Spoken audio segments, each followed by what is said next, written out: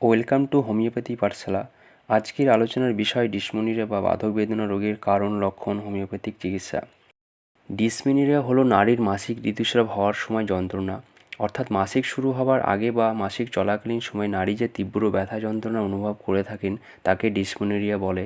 এবং এই ডিসমেনরিয়া ঋতুস্রাব শেষ হওয়ার সাথে সাথে যন্ত্রণাও কমে যায়। সাধারণত যৌবনের সূচনার পর থেকে 40 বছর পর্যন্ত, অর্থাৎ 13 থেকে 14 বছর থেকে 40 থেকে 45 বছর পর্যন্ত মেন্স বা ঋতুস্রাব হয়ে থাকে। এটা একটি মহিলাদের কমন সমস্যা। প্রত্যেক 7 জন মহিলার মধ্যে একজনের ডিসমেনরিয়া প্রবলেমে ভুগে থাকেন। কিছু কিছু মহিলার অসহ্য যন্ত্রণা ভুগে থাকেন, তখন পেনকিলিয়ার বা কখনো কখনো এত বেশি ব্যথা হয় যে ইনজেকশন নিতে হয়। কিন্তু এর হোমিওপ্যাথিক খুব ভালো ট্রিটমেন্ট আছে। আপনি যদি ডিসমেনরিয়া রোগে ভুগে থাকেন অবশ্যই ভালো একটা হোমিওপ্যাথি ডক্টর দেখান।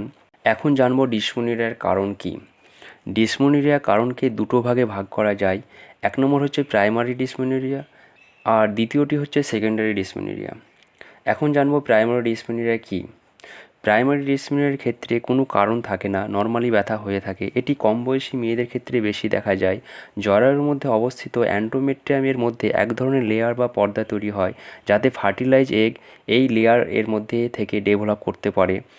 আর যদি ফার্টিলাইজ না হয় তখন প্রতি 28 দিন অন্তর এই অ্যান্ডোমেট্রিয়াম লেয়ারে থাকা mucous membrane, blood vessel, unfertilised egg এইগুলো মেন্সের আকারে বের হয়ে আসে এবং এইগুলো বের হওয়ার জন্য জরায়ুর মধ্যে এক ধরনের ক্র্যাম্পস বা সংকোচন সৃষ্টি হয়।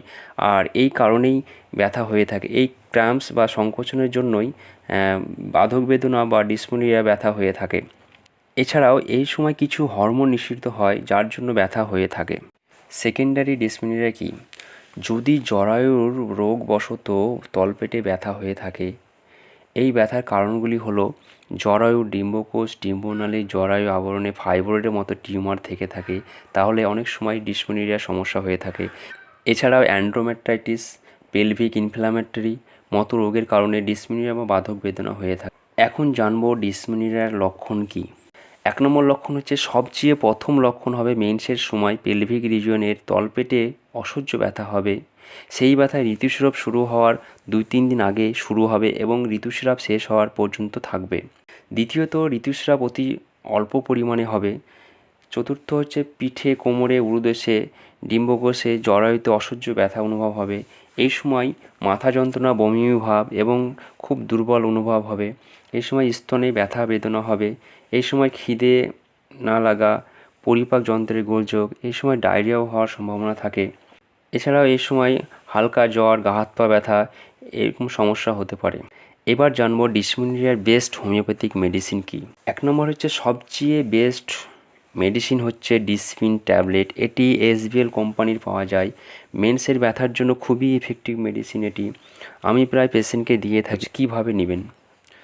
আপনার পিরিয়ড শুরু হওয়ার 2-3 দিন আগে থেকে ডিসমিন ট্যাবলেটটি নেওয়া শুরু করবেন এবং পিরিয়ড শেষ হওয়া পর্যন্ত নেবেন।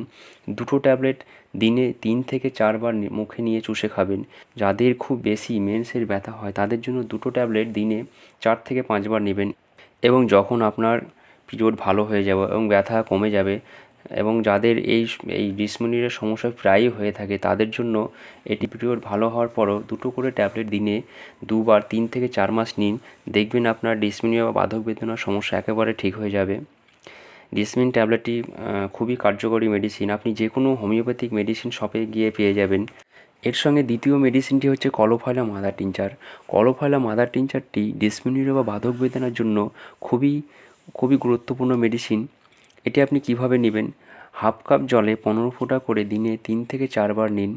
এর সঙ্গে তৃতীয় মেডিসিনটি হচ্ছে ক্লোসিন 200। ক্লোসিন 200 ডিসমেনরিয়ার জন্য, বাধক বেদনার জন্য খুবই কার্যকরী মেডিসিন। এটি আপনি কিভাবে নেবেন। এটি আপনি 2 ফোঁটা ডাইরেক্ট জিভে দিনে 2 থেকে 3 বার নিন। উপরের এই 3টে মেডিসিন আপনার ডিসমেনরিয়া বাধক বেদনার জন্য খুবই কার্যকরী। আপনি এই মেডিসিনগুলো ব্যবহার করে দেখতে পারেন।